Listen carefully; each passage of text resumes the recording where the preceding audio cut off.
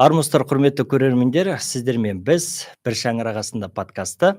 Бүгінгі бізде қонақта Астана қалалық Қазақстан Халқы Ассамблеясы төрағасының орынбасары Махмудова Наргизам.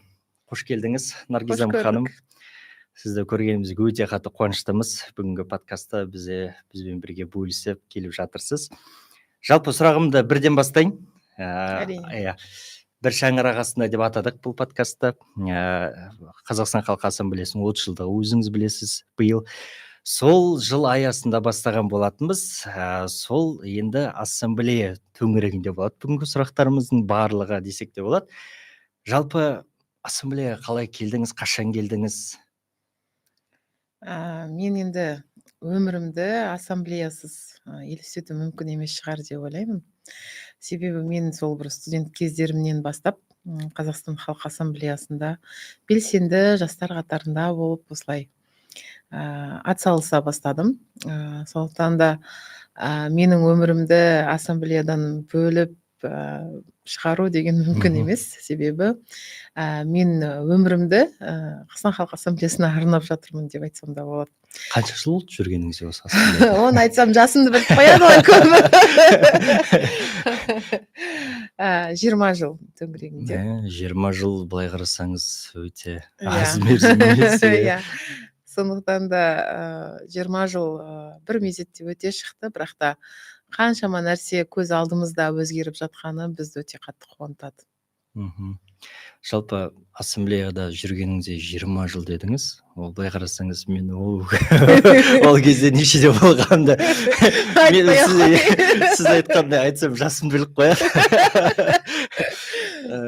Жалпы 20 жылда қандай бір қызықты оқиғаларыңыз болды? Осы қызықты оқиға деген кезде деп еске түсіретіндей бір қызықты оқиғаңыз болды ма? Ассамблеямен қатысты ма? Негізі басында Қазақстан Халқы Ассамблеясында өзім жастар кезінде жүрген кезімде күнделікті бағанағы жастармен бірігу, бас қосу, сосын қандай да бір жобалар жасау, сондай бір міндет, мақсат болды. Солай достарым көп болғаны. Содан менің өмірімдегі ең қызық нәрсе сол жас бағанағы студент кездегі, одан кейін студент шақтан өткендегі кездегі ең қызықты нәрсе, қай қалада болмасын, менің әртүрлі этнос өкілінен досым болатын. Сонда бір қасымдағы бір жақыныма, немесе досыма, туысыма, бауырыма, мысалы айтайық, Орал қаласынан бір нәрсе қажет болып жататын болса, маған келіп айтатын. Кейіннен мен бұны өзімді неге бұны қызықты нәрсе деп көремін, себебі менің өмірімде менің жан жағымдағы адамдардың барлығы мені осы Қазақстан бойынша бүкіл қала, ауыл, ауданда досы бар деп ойлайды. Себебі өзіңіз білесіз, мынау подкасттың өзінің есімі бағана бір шаңырақ астында дедіңіз ғой. Сол бір шаңырақтың астында соншама тату тәтті өмір сүріп жатқаннан кейін қаншама этностан, мысалы, достарымыз өте көп болғандықтан, олар әрине әртүрлі ауданда, әртүрлі облыстарда, әртүрлі қалаларда, ауылдарда. Сондықтан да менің достарымның тікелей бар ма деп те сұрамайтыны мен үшін өте қызық. Маған звондап, мысалы, Шымкентте, немесе Түркістанда, немесе Орал, Ақтау, Маңғыстау, кейде Жаңаөзен және басқа да бір қалалардан келеді да, мынандай бір көлік болып тұр, соны барып көре салсыншы дейді. Сонда мен кім барып көру керек? Әрине менің бағанағы осы ассамблеяның төңірегінде шаңырағындағы танысқан, бірге көп жобалар жасап жүрген, бірге бір үлкен бағанағы жетістіктерге жетіп жүрген достарымызбен бағанағы бар екендігі. Одан кейін ең қызық бір осы ассамблеядағы өмірімдегі ең қызықты бір оқиға, өздеріңізге мәлім, қазіргі біздің Қазақстан Республикасының Сенаттағы мәжіліс депутаты, Сенат депутаты Геннадий Шиповских, Гена досымыз деп айтайын. Туған күні өтті, туған күнімен құттықтайын. Ол досым әлі бағанағы университетті енді бітіріп жұмыс жасап жүрген кезінде Қазақстан Халқы Ассамблеясы республика бойынша ұлтаралық тіл деп үлкен жоба жасаған болатын тұғын. Әрбір ауыл аудандарда жеңімпаздар, облыста жеңімпазға шығып, сол жеңімпаздардың бәрін жинап, біздің осы Астана қаламызда үлкен бағанағы сайыс өткізетін. Сол сайыста осы Гена досымызбен танысып, одан бөлек басқа да достарымыз бар, мысалы Алла, Гаврил, солар бәрі бір жобада танысқанбыз. Содан бір күні кешке сол жобадан шықтық та, енді қарнымыз аш, біреу студент, біреу енді. Содан қайда барамыз дейді. Мен айтамын ғой, бір қайда барамыз білмеймін деймін. Қымбат жерге бармайықшы дейді да. Сонда қай жерге де? Сонда ең арзан бағанағы Алматы қаласы болсын, Астана қаласы болсын, ең арзан асхана ол Қағанат деп аталады. Иә. Соған барайық деп сондай бір барғанымыз бар. Әлі күнге дейін есімізге аламыз. Бұл біз бір үлкейіп кеттік немесе бір үлкен шыңға шығып кеттік деген ниетте емес. Сол кездегі бір жастық шағымыздағы бір ерекше сезімдердің бір белгісі. Сондай бір ешқандай нәрсеге қарамай, сол қандай да болсын, қай жерге барсақ та бірге бір дастарханда отырып, сондағы ойлайтынымыз қазіргі сол дастарханның басында да біз тек қана осы мемлекеттік тілді дамыту, мемлекеттік тілді қалай біз не істесек бүкіл еліміз сөйлейтін болады деген сияқты сондай нәрселерді айтады екенбіз.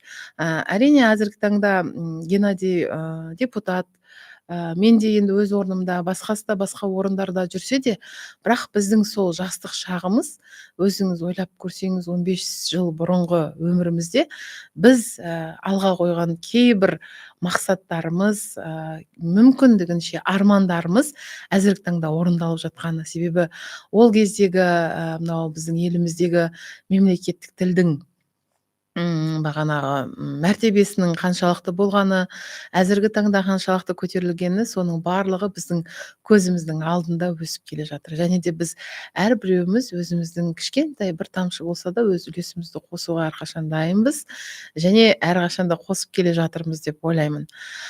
Сондай қызықтар өте көп.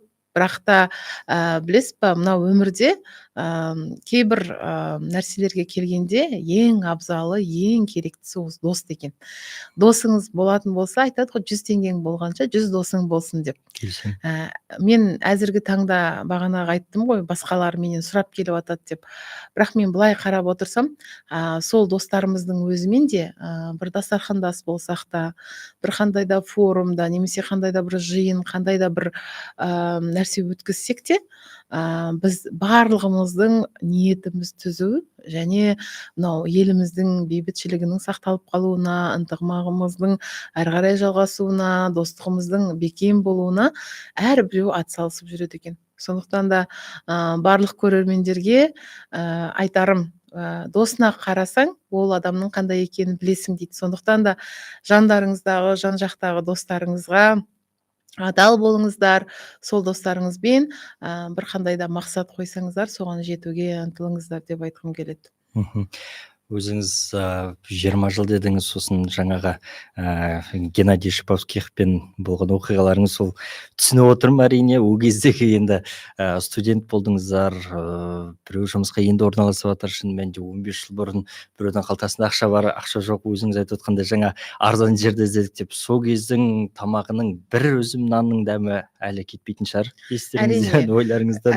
Әлі де кетпейді. Себебі біз ол кезде не алғанымызды, ол қанша ақша тұрған бәрі есімізде қалады ғой, әрине.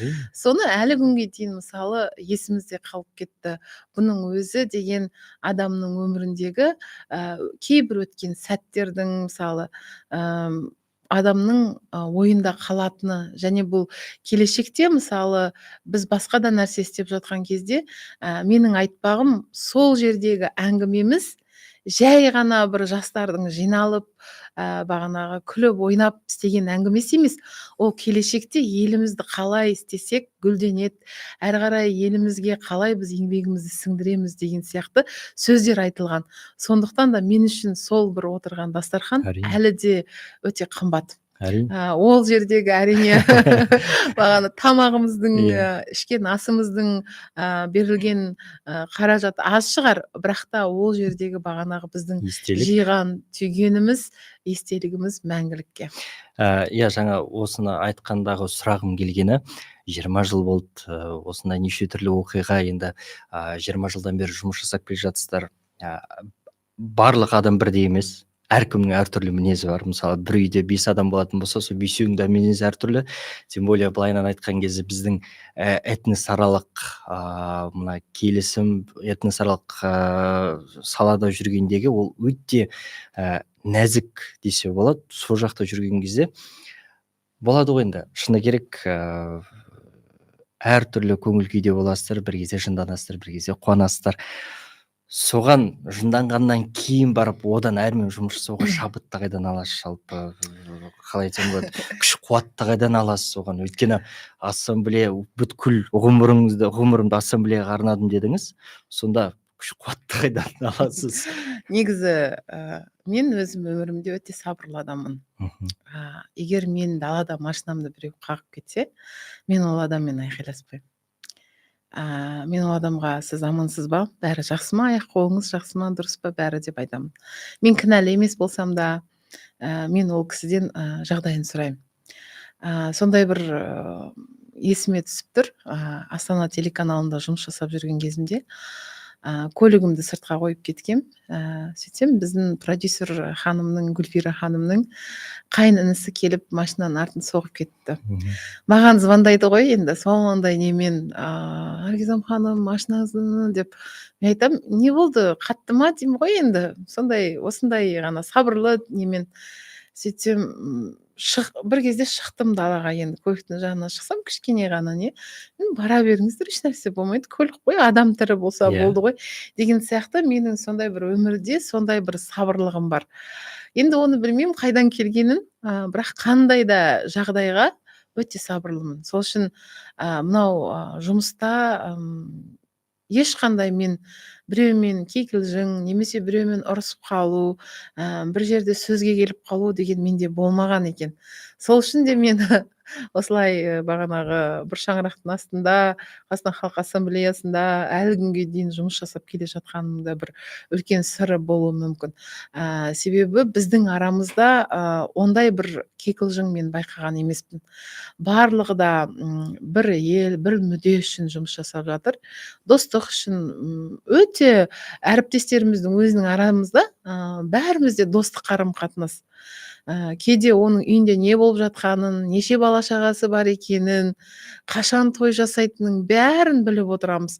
Бұның өзі деген бағанағы бір-бірімізге деген сенімнің өте жоғарылығынан деп білемін. Шындығында ешбір ашуланып көрмеппін 20 жылда. Өмірімде сондай. Сізді үйрену керек екен. Негізі адам өмірінде қандай да нәрсеге бағана, әрине адам шығыны болып жатқан жерде адам эмоциясын ұстау мүмкін емес. Мен бірақ жылауға жақындаумын. Егер бір адам жылап тұрса, мен тыныш тұра алмаймын. Бір адам күліп тұрса да тыныш тұра алмаймын. Күлсе күле аламын. Жылап тұрса, бағанағы көңілінде қаяу болатын адамның қасында оны әрқашанда бағана қолдауға, көзіндегі жасын сүртуге дайынмын, егер жақындарымды. Сонымен қатар, егер де біреу қуанып жатса, қуанышына ортақтасамын.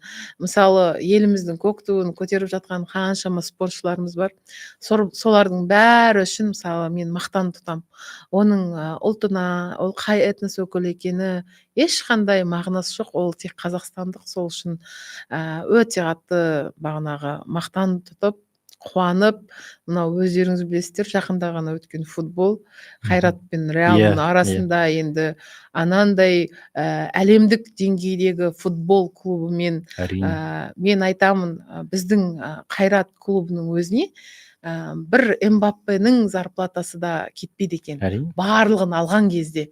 Енді біз сондай бір үлкен деңгейге жету үшін бағанағы өте үлкен қаражат, еңбек, қаншама нәрсе жатыр. Соның ішінде ең байқағаным патриоттық сезім жатыр екен. Мынау алаңдағы барлық дерлік 95% деп айтайыншы, қайрат деп тұрған кезде олар жалындады, қолынан келгеннің бәрін жасады, бәріне қуандық. Бұл деген біздің еліміз үшін өте үлкен бір бағанағы футболға деген құлшынысты арттырған сияқты. Себебі мынау Қызылорда қаласына барып та бағанағы футбол ашылды, сол жақта Қазақстанның кубогы берілді, сол жерде де адамның саны көбейіп жатыр. Байқасаңыз, қазір вот бізде болып жатқан футболдарға, матчтарға өте көп адам барып жатыр. Бұның өзіне бағана келуімізге бізге қаншама жылдар кеткенін байқалып тұр. Сондықтан да қандай да бір жұмыс болмасын, қандай да бір іс болмасын, оған бір керекті өте үлкен уақыт керек екен.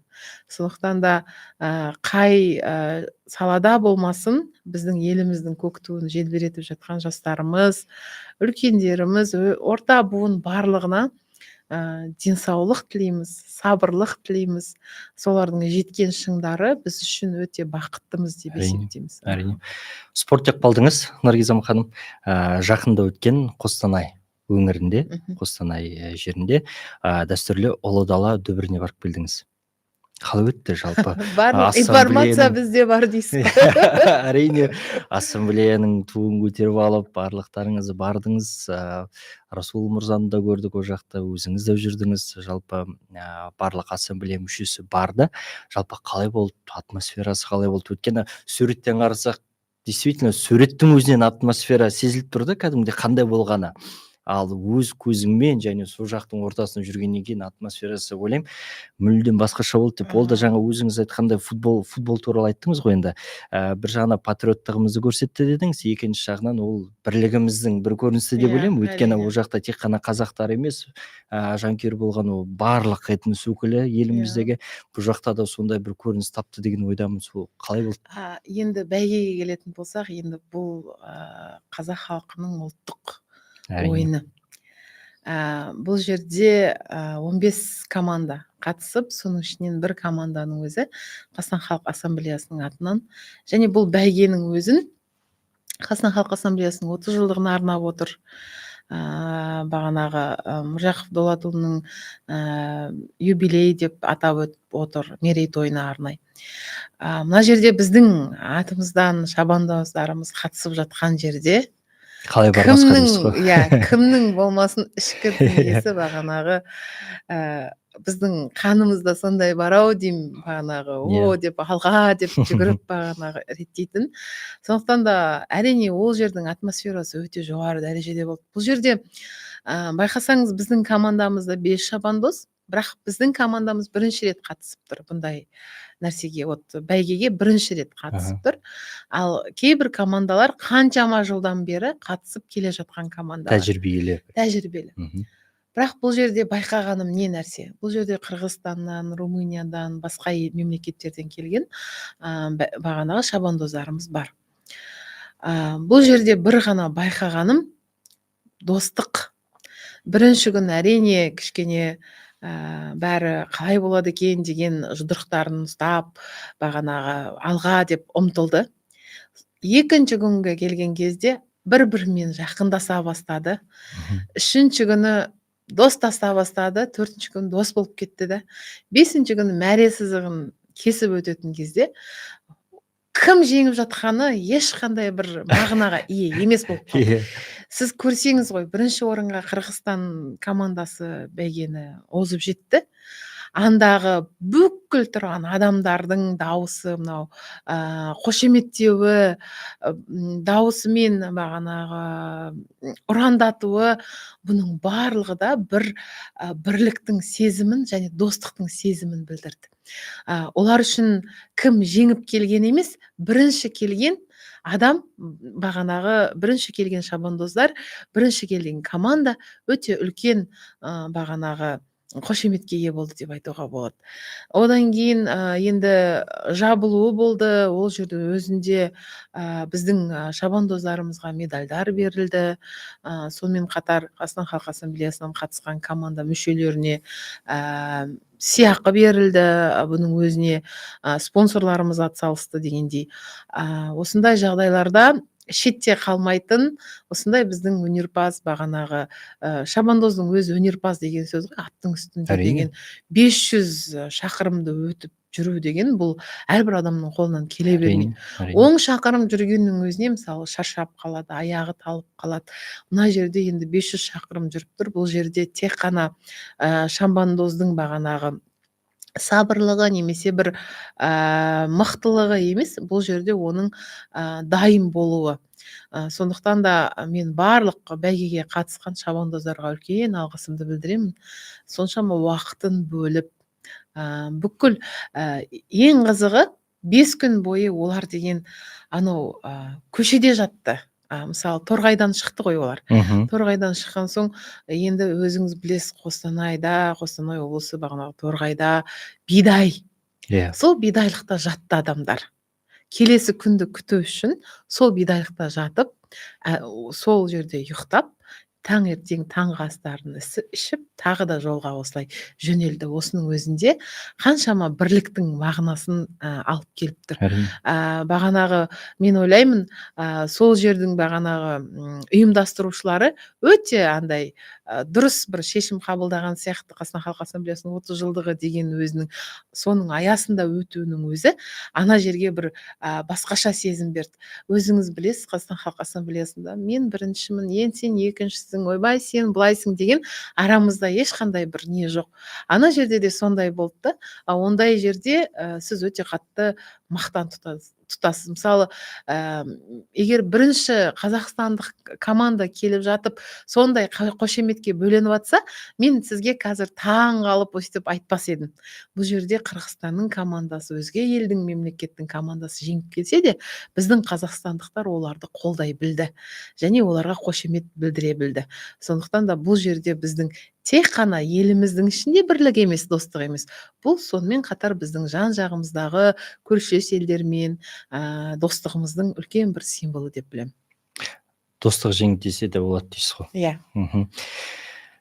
Және де сіз қайырымдылықпен айналысасыз. Көбінесе өзіңіз инвестор болады екенсіз. Иә. Мектепке жол болсын, басқа да жағдай болсын. Мысалы, былтыр әрине өкінішті су тасқыны болды. Сол жақта да біраз атсалысқансыз. Мектепке жол акциясы мүлдем жібермейді екенсіз. Енді негізі оң қолыңды берген соң қолың көрмесін дей ме, әлде сол қолың берген оң қолың көрмесін дейді. Бірақ мен жан жағымда бағанағы айттым ғой, достарым, сырластарым, солардың барлығы дерлік өзім сияқты. Сол үшін де қандай да бір қайырымдылық істеген кезде ешкім шетте қалмайды. Қайырымдылық деген, мен негіз ассамблея мен қайырымдылықты егіз ұғым деп білем. Өзім осы қайырымдылық жағынан көп жүргендіктен ба, маған көп сала жағы сол қайырымдылыққа әкеп соғады. Енді сіз мынау жағын айтып жатсыз, арғы жақтарға кетсек те, мысалы арыс жарылысының өзінде қаншама Қазақстан Халқы Ассамблеясынан көмек берілді. Сол жерге барып халықпен сөйлесу, мынау көмек кейде материалдық тұрғыдан да болады. Кейде сіз ондай жерге, мен енді осы қаншама 15-20 жылдың ішінде қаншама су тасқыны болды, жарылыстар болды. Соның көбіне барған кезде адамдарға ең керегі сүйіспеншілік. Олармен сөйлесіп, бағанағы өздеріңіз білесіздер, суға кеткен адамның үйі, жинаған тергеннің бәрі суға кеткен кезде ол адамның психологиялық тұрғыдан қандай жағдай болатыны өте аянышты. Сондықтан да сондай жерде бір бекем болып, солармен бірге болып, мен көптеген біздің Қазақстан Халқы Ассамблеясының мүшелеріне өте алғыс білдіремін. Себебі әрбіреуінің жүрегі таза ғой. Жүрегі таза адам басқа адамға бағанағы нұр шаша алады. Сондықтан да қайырымдылық әрине өте мен үшін өте маңызды нәрсе өмірімде. Ал мынау Қазақстан Халқы Ассамблеясымен істеп жатқан барлық қайырымдылық істердің барлығы дерлік қаншама мен ғана емес, мен сияқты көптеген ағаларымыз, аға буындарымыз, өзімізбен жасты және жастарымыздың арқасы деп айтады. Әрі қарай ұшығып кететін мен өмірімдегі ең үлкен бір қайырымдылықтың уақыты деп мынау біздің елімізге келген карантин кезін айтар едім. Иә. Бұл кезде өте түсініксіз нәрсе болды. Әрбір адам үшін еш нәрсе түсініксіз болды. Осылай болды, жабылады, бәрі жер жабық. Енді ойлаңызшы, магазинге баруға болмайды, үйден Әрине. шығуға болмайды. Сондай кезде біздің ол кезде Астана қаласында Дәулет Қарибек мырза жастар саясатында жұмыс жасайтын, сол кісілердің бастауымен бағанағы азық түлік жеткізу іске алынды, қолға алынды. Содан мен ойладым, енді 1-2 күн барып көмек берейін. Себебі әрі қарай ушығып кететін болса, енді вирус әрі қарай таралып кетсе де, енді әр адам өзін ойлайды ғой. Адам өз сақтығын ойлау керек. Айтады ғой, сақтансаң мен сені сақтаймын дейді. Сондықтан да мен 1-2 күн қыз ретінде барып көмектесіп қайтармын деген ойым болған. Сөйтіп барам, мен андағы барлық жағдайды көремін. Әрине инвесторлар болады, спонсорлар болады, барлық нәрсе алынып жатады. Бірақ соны жеткізу сәл қиындық туындатты да. Себебі ол адамдар, мысалы, қаншама отбасы, күніне 500 отбасына азық түлік апару үшін сізге қаншама адам керек, қаншама көлік керек. Сондай кезде енді біздің Қазақстан Халқы Ассамблеясы шетте қалмай қалдық. Себебі біз күнделікті өмірде қайырымдылық жасап жүргеннен кейін ол жерде де біз тыныш болмадық. Сондықтан да біз автоволонтер деген, енді бұрын да басқа жерде болды ма білмеймін, бірақ Қазақстанда алғаш рет осы Қазақстан Халқы Ассамблеясымен автоволонтерларды құрып, Астана қаласы бойынша бағанағы мүмкіндігі шектеулі немесе көпбалалы отбасылар, сондай адамдардың отбасыларына азық түлік жеткіздік. Азық түлігіміздің өзі 40-50 килограмм бір үйге баратын. Кейде 30 килограммдық болды, 20 килограммдық болды. Енді оның ішінде ұны бар, бағанағы қантына дейін, шай. Енді ол кісілер далаға шығуға болмайды. Сондай бір өте үлкен бағанағы, бүйтіп айтқан кезде жоба болды деп айтуға болады. Сол кезде мен бір жазғаным достарыма, сосын бір орта группаларға, топтарға жаздым WhatsApp-тан. Бір демде соншама адам жиналады деген ой болған жоқ менде. Сондағысы біз күнне 400-500 отбасыға жеткізіп отырдық қой. Керемет. Оны реттеу, соның барлығына енді ол азаматтар жақсы жұмыс жасады деп ойлаймын. Дәулет Қарибек мырза өте жанашыр адамдардың біреуі Қазақстанда деп ойлаймын. Келісемін. Сондай бір адами тұрғыдан өте рухани бағанағы бай болып кеттік деп айтуға болады. Мен екінші күні азық түлік себеттерін апарған кезде бір отбасына барамыз. Ана отбасынан 3 бала шығады да мен құшақтайды ғой. Кішкентай. Біз сіздерді күттік деп, үйге кіріңіздер деп. Сондағы үйім өте кішкентай, өте тар. Сол жерде тамақ ішеді, сол жерде балалар кітап оқиды, сол жерде балалар ұйықтайды. Кішкентай ғана 3-4 бөлме деп айтуға болады. Сондай жерде. Соны көрдім, әке жалғызбасты әке. Мен жалғызбасты аналарды көріп үйренген көзіме жалғызбасты ата көру өте мен үшін ауыр болды. Себебі жалғызбасты ата дегенде әке жалғыз болған кезінде ол жұмыс жасай ма? Балаға қарай ма? Қыздың шашын тарай ма? Оларға тамақ бере ме? Бағанағы сабағын оқыта ма? Ол не істейді? Және карантин, енді үйден шыға алмайды. Ол не істеу керек? Сонда ер адам үшін де бұл психологиялық тұрғыдан өте ауыр деп ойлаймын. Сіздер себебі ер адамдар табу жағынан енді мықтысыздар ғой. Сіздер қандай да біз мысалы әйел адамдар әрине табамыз, бірақ біздің табысымыздан ер адамның табысы берекелі болады. Ер адам деген алға ойлайды.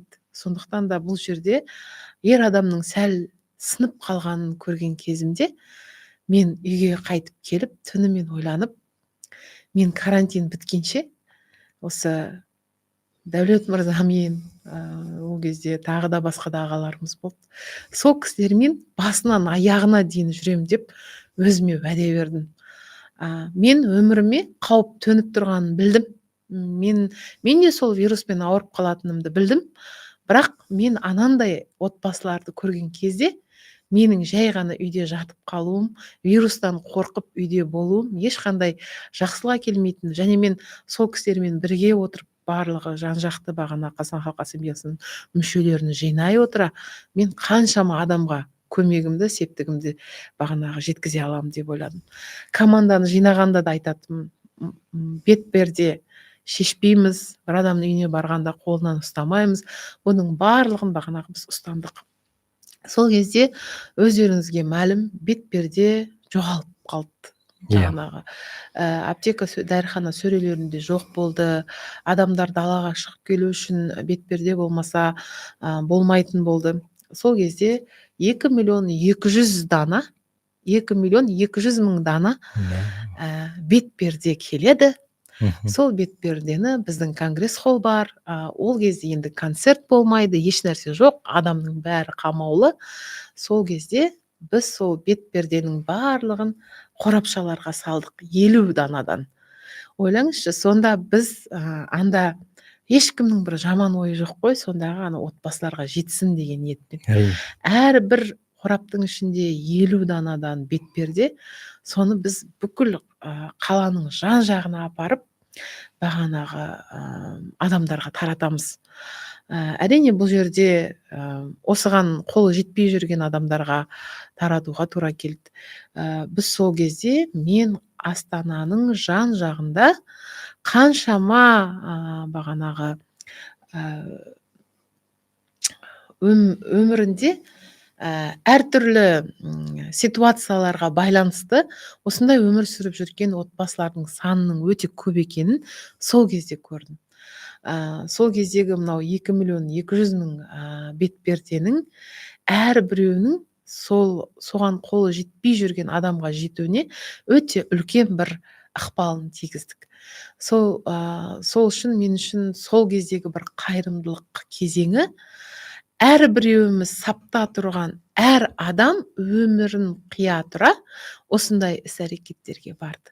Одан бөлек қаншама біздің жастарымыз медицина жағынан көмектесуге, медицина жағынан бағанағы өзіңіз білесіз, пандемия кезінде қаншама адамдар ауырды, қаншама біз жақсы адамдарымыздан айырылып қалдық. Біз қаншама өзіміз үшін қымбат жандардан айырылып қалдық. Біреуі әкесінен айырылды, біреуі анасынан, біреуі баласынан. Одан бөлек мына қоғамға еңбегі сіңіп жатқан қаншама қайраткерлерімізден айырылып қалдық. Сол бір кезең Қазақстан үшін, Қазақстан халқы үшін өте бір қаралы келген кезең деп айтуға болады. Себебі бағанағы бұл жау деп айтсақ болатын шығар, вирусты. Сондай келді, қаншама адамдарымыздың өмірін қыршынға алып кетті. Сол үшін қалған басқа одан кейінгі болып жатқан кейбір жерлерде адам өмірінің шығыны аз болғандықтан ондай жерлерге қайырымдылық істеу өте оңай. Адам егер біздің елімізде, Қазақстанымыздың ең бастапқы, ең мәнді, ең қымбаты ол адамы, азаматы. Сондықтан да біздің азаматшаларымыз қандай да бір ситуация болмасын, бұл өмірден өтпей, қиыншылықтан жеңуге дайын болады. Бірақ андай вирус келген кезде енді бағанағы адамдарымыздан айырылып қалып жаттық. Адам өлімнен басқаның барлығы реттеледі, түзеледі. Себебі біздің Қазақстандағы мейірімі өте жоғары, жүрегі кең адамдардың саны өте көп. Сондықтан да бір адамның басына күн туса, 20 досы қарап тұра алмайды. Ол 20 адам асар жасаса да ол адамға көмектеседі. Және бүгін осы подкастта мен айтайын, осындай бір өмірінде әзіргі таңда қандай да бір нәрсемен қиналып отырған адам болсын. Біреуінің үйі күйіп кетті дейік, біреу көлігін соғып алды дейік, біреу жұмысынан шығып қалды, біреуінің баласы ауырып қалды, біреуінде анасы ауырып қалды деген сияқты кейбір нәрселер болса, бұның барлығы өмірдің өткеншісі. Әлі де басқа да нәрселер болу үшін біз әр қарай өмір сүруіміз керек. Біз ең керегі жанымыздағы адамдарымызға көмегімізді созып, қол ұшымызды бергенімізден артық еш нәрсе жоқ. Кейде бір адам үшін сіздің қаражатыңыз, немесе сіздің беретін бір сыйлығыңыз емес, онымен өткізетін уақытыңыз өте бағалы. Және сіздің оған айтқан қарапайым 2 дана сөзіңіздің өзі оның өмірін түбегейлі өзгертуі мүмкін. Сондықтан да мынау Қазақстан Халық Ассамблеясының медиация саласы өте қарқынды дамып келе жатыр. Келісемін, иә. Иә, Шерзод Абозович мырзаны подкаст осында интервьюға шақырсаңыз болады. Ол кісі өте жоғары деңгейде айтып береді. Бұның өзі біздің өмірімізге қажет нәрсе екен. Сол үшін Қазақстан Халық Ассамблеясының мүшелері жан-жақтымыз да. Енді медиация саласы болсын, басқа сала болсын, барлық саланы бірге алып жүріп жатырмыз. Сондықтан да мынау қайырымдылық дегенде, мектепке жол деген акция ол адамның ең бір жүрегіне жағымды, әдемі, әсерлі, күшті. Мысалы біз бағанағы қарттар үйіне барамыз, көңіліміз кішкене түсіп қалады. Бірақ ол жерге барғанда біз бағанағы күліп, жақсы немізбен барамыз, иә, бағанағы жақсы пейілімізді білдіріп, ол кісілерді құшақтап, сүйіп қайтамыз. Бірақ шығып кеткен кезде сыртқа қарай іштей бір алай-дүлей болып, мынау қарттарымыздың қарттар үйінде жатқаны, қарттар үйінде болғаны біз үшін қиынға соғатын кезеңдері болады. Одан бөлек маған осы жақында балалар үйіне барғанбыз, кішкене көмек ең жүрегі ауыратын жер ғой. Содан балалар құшақтайды ғой, енді бір рет көрмейді олар, 2 рет көрмейді, енді келіп тұрған соң олар білет, келет, құшақтайды, бағанағы сөйтіп жылап қалғаным рас. Сөйтсем, менің бір әріптесім айтады, сіздің деген уже мынау иммунитетіңіз деген мынандай нәрсеге уже шыдау керек еді ғой. Сіз балалардың бағанағы уже шығып бара жатқан кезде көзімнен жас шықты, бірақ ішінде біліндірген жоқпын, күлдім, олармен бірге ойнадым дегендей. Мен бұл жерде айтарым, бұл қаншама рет істесеңіз де, қаншама жылдан бері бұндай заттарды істеп келе жатсаңыз да, адамның эмоциясы кейбір жерлерде бағанағы көз жаспен, күлкімен шығады екен. Сонымен қатар мынау ең осы бүкіл істеп жатқан қайырымдылық істердің ішіндегісі мектепке жол дегенде, бағанағы әрбір мектеп бүлдіршініне берген кезде, олардың шынайылығын көрген кезде, оны бағанағы айтып жеткізу мүмкін емес шығар. Себебі балапандардың көздері өстіп, кейде әртүрлі болып қалады портфельдер. Сол кезде мынаны алсам бола ма деп маған бүйтіп айтып жатса, әрине деп бағанағы іші бірдей, сырты енді біреуін былай болып қалады, біреу былай. Соған қарап бүйтіп қараймын да, балаларға мәз болып қайтады. Сондағысы былай ойласаңыз, бір ол портфельдің өзі бір 50 мың деп айтайықшы, бір 50 мыңның ары бері жақсы. Соның өзіне анау бүлдіршіннің қуанышы саған айтқан рахметінің арқасында сенің қаншама жұмысың берекелі, қаншама ісің алға басады. Сондықтан да мен өте жақсы көретін сіз айтқан бағанағы біздің Қазақстан Халық Ассамблеясының мектепке жол акциясының, ол енді өзіңіз білесіз, тек қана Қазақстан Астана қаласында ғана емес, бүкіл біздің Қазақстанның түкпір-түкпірінде өтіп жатыр. Кейбір жерлерде мен мысалы айтатын болсам, Меңбеш-Қазақ ауданында, Панфилов аудандарында 1-ші сыныпқа барған әрбір оқушыға бірдей біздің Қазақстан Халық Ассамблеясының атынан беріліп жатқан бағанағы сөмкелерді көрген кезде адамның жүрегі деген қуанады. Сондықтан да Қазақстан Халық Ассамблеясының ішінде өте көп жанашыр, мейірімді адамдарға толы деп айтуға болады. Жақсы. Жаңа мектепке жол акциясын шын мәнінде дөп басып айттыңыз.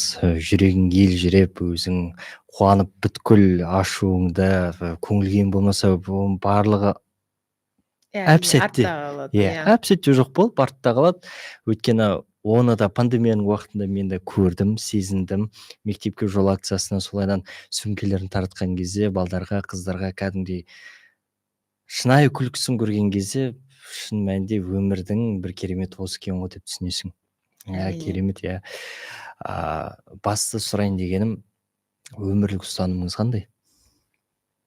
Мысалы? Жалпы, мысалы, алдында Тимур келіп кеткен кезде, Жұмырбаев Тимур, Қазақстан Халық Ассамблея жастарының төрағасы, келген кезде осы сұрақты да қойғам, өмірлік ұстанымыңыз қандай деп. оның айтқаны ең басы адам болып қалу деген болады. Мгм. Сіздің ұстанымыңыз қандай? Иә, енді өмірде адам болып қалу өте маңызды. Әрине. Қандай да адам басына іс түспесін, елге іс түспесін, сабырлықпен, біліктілікпен, білімділікпен алға шығу деп ойлаймын. Менің өмірімдегі ұстанымым сол шығар. Қандай да басымызға іс түспесін де біз ол жерден сабырлы, білікті және біліммен жеңіп шығуымыз керек. Өте сабырлы болғанды барлық адамдарды шақырамын әрине. Себебі адам өмірінде қанша бағанағы сабырлы болатын болса, адамның өмірінде жан жағының барлығы сабырлы болатын болса, ешқандай бір бағанағы кептелістер өміріңде болмайды деп есептеймін. Иә, әрине, сізбен толықтай келісемін. Ең бастысы білім. Бірақ ең бірінші айтар едім сабырлық. Сабырлық арқылы сол білімің де келеді. Қандай сөз бар ғой, білікті бірді Білімді. жығады, білімді мыңды жығады депті. Иә. Әзіргі таңда мынау жастарымызға үлгі өнеге болсын деймін. Кейбір жерлерде сондай бір білегіне сеніп жүгіріп үлкендерімізге қол алып жатқан жастарымыз болып қалады арада. Себебі кейбір сөздерге шыдамай қалады, кейбір нәрселерге шыдамы таусылып қалған кезде солай жастарымыздың солай істеп жатқандарын көремін. Сондай жастарымызға айтарым, білікті біреуін ғана жығады. Ал егер сол жерде ол білекті істететін жерде бар. Мысалға боксер болса, әрине Келісемін. рингқа шықтың. Бірақ ол жақта да тактика керек. Ол жақта да кәдімгі IQ-ң өте жоғары болу керек. Әрине. Сондықтан да мен жастарға айтарым, әрбір жерде, әрбір істе шешуге ешқашан қол жүгіртіп, жұдырық жүгіртпей, сөзбен бағанағы іштегі бір кейбір түйіндер шешілмей жататын болса, соның барлығын сөзбен шешсе екен деп ойлаймын. Ақылмен, байыппен. Ақылмен, иә. Себебі сіздің жүгірткен жұдырығыңыз басқа адамның өмірінің соңғы күні болып қалуы мүмкін. Және сол адамның кейбір жеріне зақым келіп, ол өмір бойы бір қалай айтсам болады, мүгедек болып қалуы мүмкін. Сондықтан да барлық жастарымызды мен қандай да болса сабырлыққа, ақылға шақырар едім. Дұрыс айтасыз, өте дұрыс айтасыз. Сонымен қатар бүгін еліміздегі ең басты күндердің, мейрамдардың бірі республика күні. Соған біздің көрермендерімізге, жалпы қазақ еліне құттықтауыңыз болса.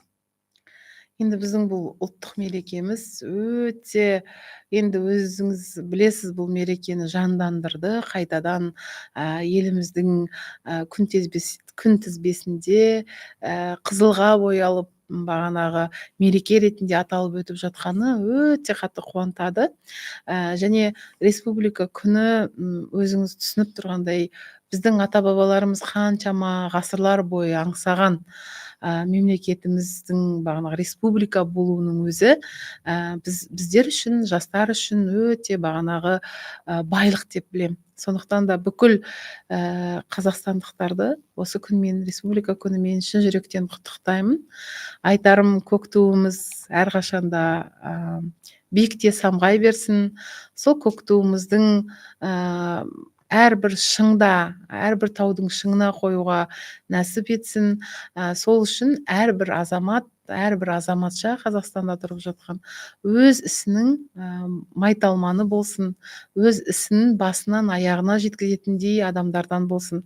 Сол кезде ғана біз елімізді әрі қарай дамыта аламыз, еліміздің әрі қарай көркеюіне атсалыса аламыз. Сондықтан да мынау бізге республика болуымызға өте үлкен бағанағы күш шығарған, күш жігерін жасаған барлық аталарымызға, ағаларымызға, аға буын өкілдеріне өте үлкен алғысын білдіремін. Себебі сол кісілердің саяси тұрғыдан, саясат жағынан өте үлкен бағанағы жеткен жетістігі біз үшін бұл осы республикамыздың, мемлекетіміздің болғаны. Сондықтан да барлығымыз да осы республикамыздың барына қуанып, әрі қарай еліміздің көк туын желбіретейік деп айтқым келеді. Рахмет. Өзіңіздің алтын уақытыңызды бөліп келгеніңізге көп рахмет. Өзіңіздің ойыңызбен бөліскеніңізге, өзіңіздің тәжірибеңізбен 20 жылда аз уақыт емес. Осы 20 жылда елімізді шамалы да болсын көркейтемін, осыған атсалсам, еңбегімді аямаймын деген теріңіз үшін рахмет. Аман болыңыз, сау болыңыз. Келгеніңізге көп рахмет. Құрметті көрермендер, сіздермен бірге болған бір шаңырақ астында подкасты. Келесі кездескенше еліміз аман, жұртымыз тыныш болсын, және де республика күніміз құтты болсын. Рахмет.